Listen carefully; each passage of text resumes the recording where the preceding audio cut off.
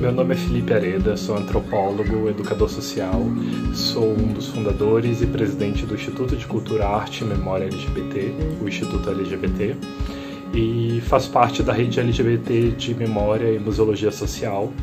Também tenho um podcast dedicado à divulgação de cultura LGBT chamado 24 Minutos, que está disponível em todas as plataformas.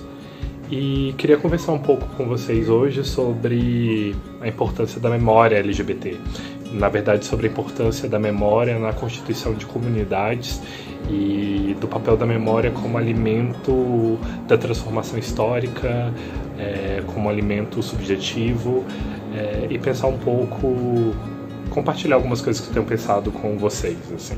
A maior parte de nós, LGBTs, a gente cresce em ambientes hegemonicamente heteronormativos, cisnormativos, diádicos, sem referências positivas sobre quem são outras pessoas LGBTs, sobre outras pessoas que apresentem nossas identidades, nossos desejos, nossas relações, nossos corpos. Muitos de nós já nos sentimos, em alguns momentos, o único LGBT do mundo. Toda vez que eu faço uma oficina com jovens LGBTs, eu gosto sempre de fazer duas perguntas. A primeira é: qual a primeira referência LGBT da qual você se lembra?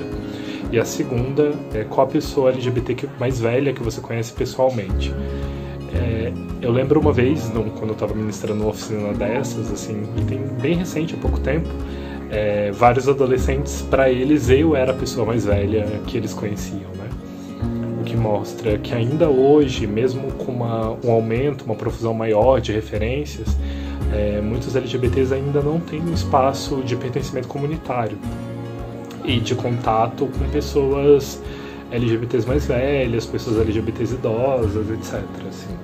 Se eu perguntasse para uma pessoa hétero qual a primeira referência heterossexual e cisgênero que ela teve, ela não teria dificuldade de responder, porque é o mundo inteiro, né? É o pai, é a mãe, é a Bíblia, é a novela, tudo que está em torno dela dá pertencimento, da identidade. Quando a gente pensa nisso, a gente percebe que uma das características presentes da comunidade LGBT é um desamparo cultural, é um esvaziamento de pertencimento dado por não ter referenciais culturais que permitem a gente constituir a nossa identidade numa diversidade de referências.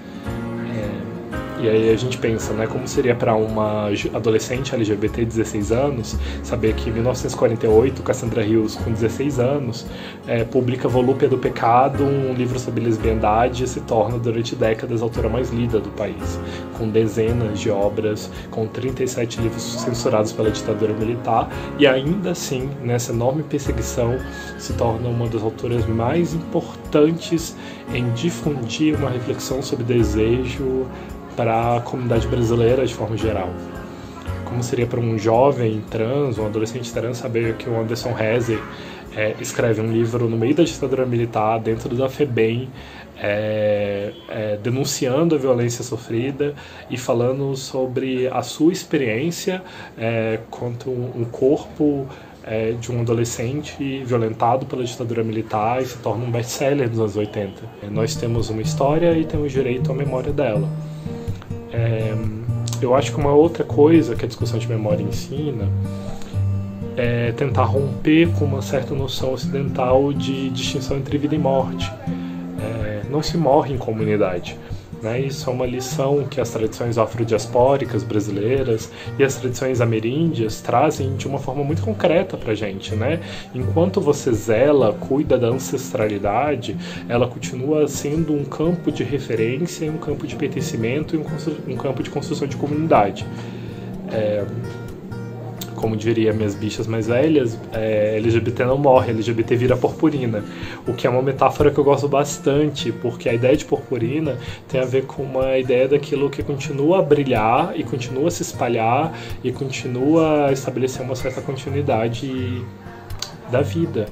Eu acho que as experiências de outros LGBTs, as lutas de outros LGBTs, os afetos de outros LGBTs, a criatividade de outros LGBTs, me fazem me sentir menos sozinho e me dão palavras, sentimentos, pensamentos que complexificam a minha imaginação, né? Assim, eu acho que um dos desafios, assim, é que essa opressão que a gente vive nos tira a imaginação histórica, nos tira muitas vezes a capacidade de imaginar que o mundo pode ser diferente, pode se estabelecer em outros parâmetros. E quando a gente vê o que várias pessoas criaram, produziram, lutaram, sonharam ao longo da história, isso nos permite ter mais imaginação, o que é um elemento fundamental para a transformação da realidade. Nesse sentido, o que eu acho que eu diria para vocês é que consumam mais produtos culturais produzidos por LGBTs, tanto produções recentes quanto produções que estão aí apagadas pelas histórias, assim. Conversem com os LGBTs idosos e idosas, conversem com as pessoas mais velhas, criem espaços intergeracionais de aprendizado e de convivência.